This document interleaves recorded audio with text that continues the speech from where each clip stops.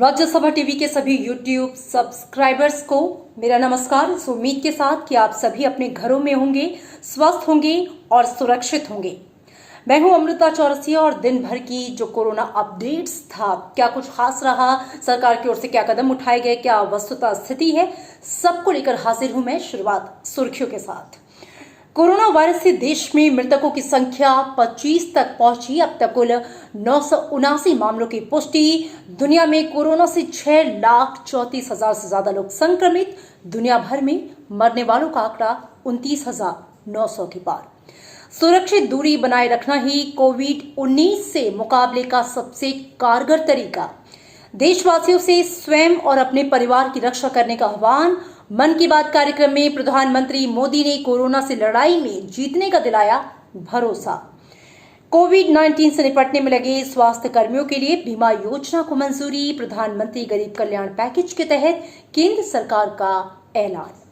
प्रधानमंत्री की कोविड-19 से संघर्ष में डटे विभिन्न लोगों से नियमित बातचीत जारी। ईरान से 275 भारतीयों को लेकर एक दल जोधपुर पहुंचा।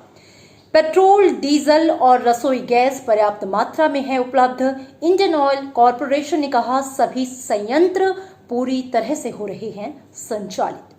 और फेसबुक के जुकरबर्ग का कोरोना वायरस की दवा तलाशने वाले प्रयास को $2.5 करोड़ का योगदान।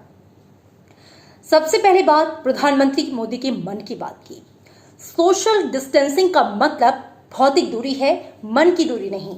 ये बात प्रधानमंत्री नरेंद्र मोदी ने मन की बात कार्यक्रम में देश की जनता के साथ साझा की। प्रधानमंत्री ने कहा कि भारत जैसे 130 करोड़ की आबादी वाले देश के पास कोरोना के खिलाफ लड़ाई के लिए लॉकडाउन के अलावा कोई रास्ता नहीं है। कोरोना के खिलाफ लड़ाई जीवन और मृत्यु के बीच की लड़ाई है। उन्होंने लॉकडाउन के दौरान लोगों को हो रही कठिनाइयों के लिए क्षमा याचना भी की। प्रधानमंत्री ने कहा लॉकडाउन के दौरान नियम तोड़ने वाले दरअसल अपनी और दूसरों की जिंदगी से खेल रहे हैं। कोरोना के खिलाफ भारत की लड़ाई में प्रधानमंत्री नरेंद्र मोदी का विभिन्न पक्षों से संपर्क लगातार जारी है। प्रधानमंत्री हर रोज 200 से अधिक लोगों के साथ बातचीत कर रहे हैं, जिनमें विभिन्न राज्यों के राज्यपाल, मुख्यमंत्री और स्वास्थ्य मंत्री शामिल हैं। वो डॉक्टर्स, नर्स, स्वास्थ्य और सफाई कर्मियों के साथ भी लगातार फोन पर संपर्क कर रहे हैं ताकि राष्ट्र और समाज के प्रति उनके कल्याणकारी योगदान के लिए उनका आभार जो है वो व्यक्त किया जा सके। और इधर ईरान से 275 भारतीयों का एक नया दल रविवार सुबह जोधपुर पहुंचा, जहां पे इन लोगों को सैन्य आरोग्य केंद्र में रखा गया है। निर्धारित प्रक्रिया के अनुसार जोधपुर हवाई अड्डे पर सिविल प्रशासन और सेना के चिकित्सा दलों ने इन व्यक्तियों की स्वास्थ्य की जांच की है। बाद में इन्हें आइसोलेशन के लिए जोधपुर के सैन्य आरोग्य केंद्र में भर्ती करा दिया गया है। भारत में कोविड-19 से 6 और लोगों की मौत के साथ ही इस रोग से मरने वालों की जो संख्या है वो बढ़कर 25 हो गई। इस महामारी से 48 विदेशियों सहित कुल 979 लोग फिलहाल पीड़ित हैं। स्वास्थ्य और परिवार कल्याण मंत्रालय के ताजा आंकड़ों के अनुसार देश में कोरोना वायरस के सक्रिय मामलों की संख्या 867 है और 86 लोगों का इलाज किया जा चुका है।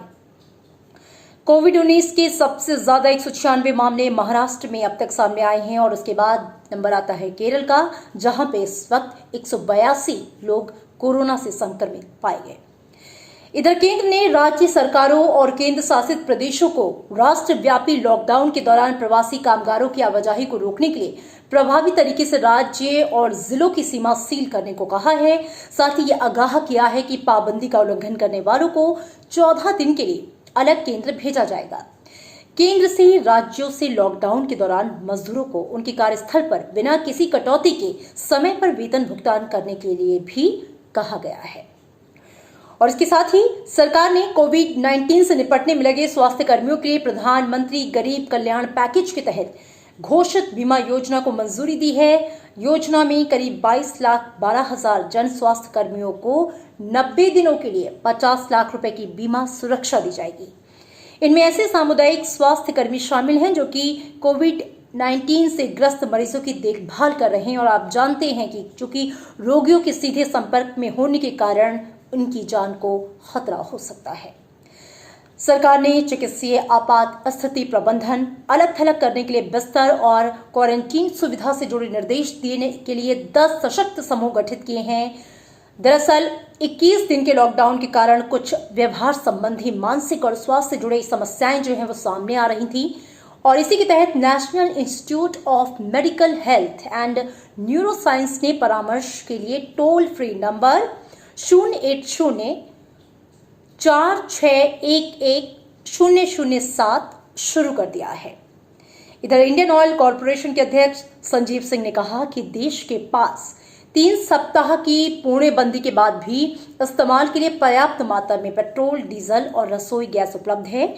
उन्होंने कहा कि सभी संयंत्र और आपूर्ति स्थल पूरी तरह से संचालित हैं। लोगों को पैनिक होने की बिल्कुल जरूरत नहीं है। राष्ट्रपति रामनाथ कोविंद ने कोविड-19 के संकट से उबरने में राष्ट्र की मदद के लिए प्रधानमंत्री केयर्स फंड में 1 महीने का वेतन दान करने की घोषणा की है। और इधर फेसबुक के संस्थापक मार्क जुकरबर्ग और उनकी पत्नी प्रिंसला चान की ओर से परोपकार के लिए गठित संगठन जॉन जुकरबर्ग इनिशिएटिव ने कोरोना वायरस से फैलने वाली बीमारी का उपचार खोजने के लिए bill and Melinda Gates foundation के साथ हाथ मिलाने और $2.5 की राशि का योगदान करने की घोषणा की है। और इसके साथ ही जो प्रधानमंत्री केयर्स फंड है उसमें भी तमाम लोगों से ये अपील की जा रही है कि वो अपनी क्षमता के अनुसार दान करें। ये जो दान है वो छोटी मात्रा में भी किया जा सकता है, जो कि आयकर से पूरी तरह से मुक्त होगा।